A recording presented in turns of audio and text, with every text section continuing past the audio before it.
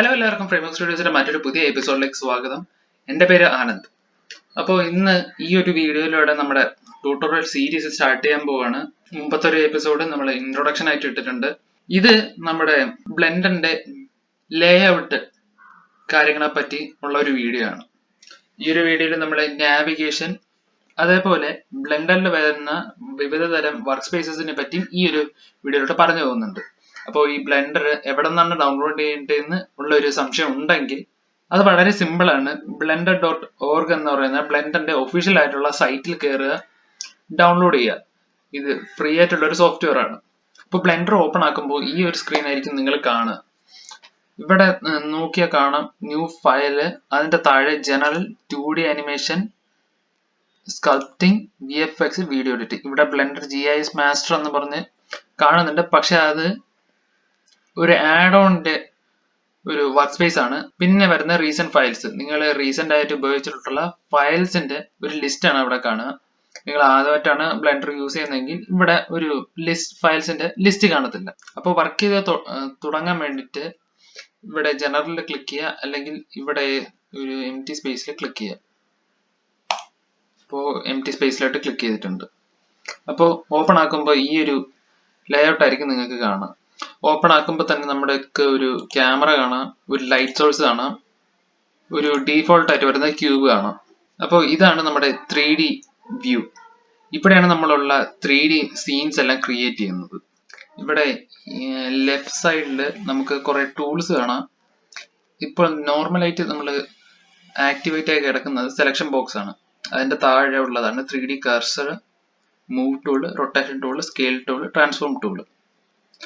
പിന്നീടുള്ള ഓപ്ഷൻസിനെ പറ്റി ഞാൻ കുറച്ചുകൂടെ കഴിഞ്ഞിട്ട് എക്സ്പ്ലെയിൻ ചെയ്യുന്നത്. ബ്ലെൻഡറിലെ നാവിഗേഷൻ എന്ന് പറയുന്നത് സിമ്പിൾ ആണ്. 3 ബട്ടൺ മൗസ് ഉണ്ടെങ്കിൽ അതിന്റെ മിഡിൽ മൗസ് ബട്ടൺ ഉപയോഗിച്ച് നിങ്ങൾക്ക് ഡ്രാഗ് ചെയ്ത സീനിൽ നിങ്ങൾക്ക് നാവിഗേറ്റ് ചെയ്യാൻ പറ്റും.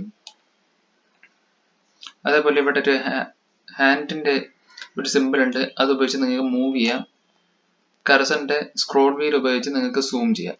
ഇൻ കേസ് നിങ്ങൾക്ക് ഒരു ലാപ്ടോപ്പ് ആണെന്നുണ്ടെങ്കിൽ അതിൻ്റെ കൂടെ ഒരു എക്സ്റ്റേണൽ മൗസ് ഇല്ല എന്നുണ്ടെങ്കിൽ ട്രാക്ക് പാഡ് ഉപയോഗിച്ച് ഇവിടെ ഡ്രാഗ് ചെയ്താൽ മതി. മിഡിൽ മൗസ് ബട്ടൺ പോലെ ഇവിടെയും നമുക്ക് യൂസ് ചെയ്യാൻ പറ്റും. അതേപോലെ ക്യാമറ വ്യൂ കാണുന്നുണ്ടെങ്കിൽ ഇവിടെ ക്യാമറ വ്യൂ എന്ന് പറയുന്ന ഓപ്ഷൻ ഉണ്ട്, അത് ക്ലിക്ക് ചെയ്താൽ മതി.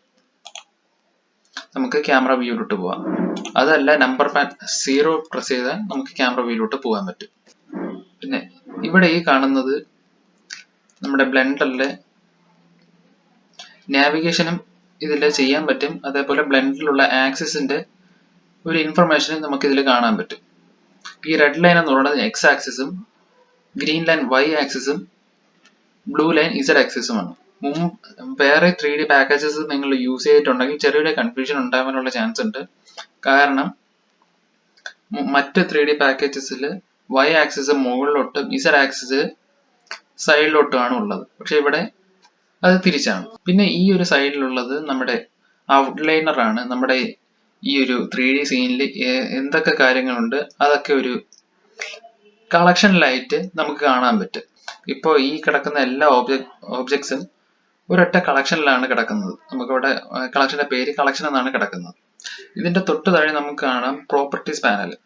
ഈ ഒരു പ്രോപ്പർട്ടീസ് പാനലിൽ നമുക്ക് ഈ നമ്മുടെ 3D സീൻസിലുള്ള ഓബ്ജക്ട്സിന്റെ പ്രോപ്പർട്ടീസ് ചേഞ്ച് ചെയ്യാൻ പറ്റും.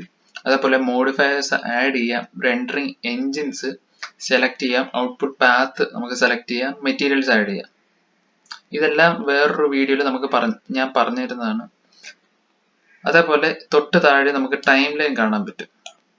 ഇവിടെയാണ് നമ്മൾ ആനിമേഷൻ ചെയ്യുമ്പോൾ മോസ്റ്റ്ലി നമ്മൾ ടൈം സ്പെൻഡ് ചെയ്യുന്നത് ഇവിടെയാണ്.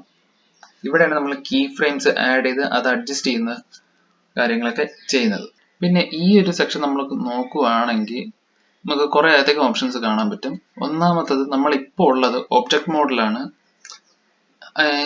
കുറെ അധികം മോഡ്സ് നമുക്ക് ഇവിടെ ബ്ലെൻഡറിൽ അവൈലബിൾ ആണ്. ഇപ്പോൾ നമ്മൾ ഈ ഒരു ക്യൂബ് സെലക്ട് ചെയ്തിട്ട് ഒബ്ജക്ട് മോഡ് ക്ലിക്ക് ചെയ്യുകയാണെങ്കിൽ നമുക്ക് എഡിറ്റ് മോഡ് പോകാൻ പറ്റും, സ്കൾപ്റ്റ് മോഡ് പോകാൻ പറ്റും, vertex paint, weight paint, texture paint, ഇങ്ങനെയുള്ള കുറെ അധികം മോഡ്സിലോട്ട് നമുക്ക് പോകാൻ പറ്റും.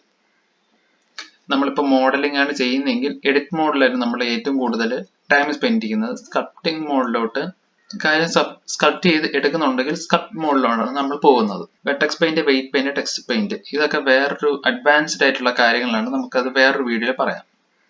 ഇനി അടുത്തുള്ളത് വ്യൂ. ഇവിടെ നമുക്ക് ഏതൊക്കെ കാര്യങ്ങൾ വേണം എന്നുള്ള കാര്യങ്ങൾ നമുക്ക് ഇവിടെ തീരുമാനിക്കാൻ പറ്റും. പിന്നെ വിവിധ തരം സെലക്ഷൻ ടൈപ്സിൻ്റെ ഉള്ളതാണ് ഈ ഒരു സെലക്ട് എന്ന ബോക്സ്. പിന്നെ ആഡ്, ഈ ഒരു സീനിലോട്ട് ഏതൊക്കെ കാര്യങ്ങൾ ആഡ് ചെയ്യണം എന്നുള്ള ഒരു മെനു ആണ് ഈ ഒരു ആഡ്. പിന്നെ ഒബ്ജക്റ്റ്, നമ്മുടെ ഈ ഒരു ഒബ്ജക്റ്റിനുള്ള ഇപ്പൊ സെലക്ട് ചെയ്ത ഈ ഒരു ക്യൂബിനെ ഏത് ട്രാൻസ്ഫോം ചെയ്യാം, ഒറിജിൻ മാറ്റം, അങ്ങനെയുള്ള ചില കാര്യങ്ങൾ നമുക്ക് ഈ ഒരു ഒബ്ജക്ട് പാനലിൽ ചെയ്യാൻ പറ്റും. പിന്നെ വരുന്ന ഓപ്ഷൻസിനെ പറ്റി നമുക്ക് വഴിയെ പറയാം. അപ്പോൾ ഇത്രയും കാര്യങ്ങളാണ് ഈ ഒരു വീഡിയോയിലുള്ളത്. അടുത്ത വീഡിയോയിൽ ബാക്കി കാര്യങ്ങളുണ്ടാവും. അപ്പോൾ വീഡിയോ ഇഷ്ടമായാൽ ലൈക്ക് ചെയ്യുക, സബ്സ്ക്രൈബ് ചെയ്യുക, തൊട്ടടുത്ത് വരുന്ന ബെല്ലൈക്കൻ ക്ലിക്ക് ചെയ്യുക. അടുത്ത വീഡിയോ കണ്ട് കാത്തിരിക്കും. Thank you.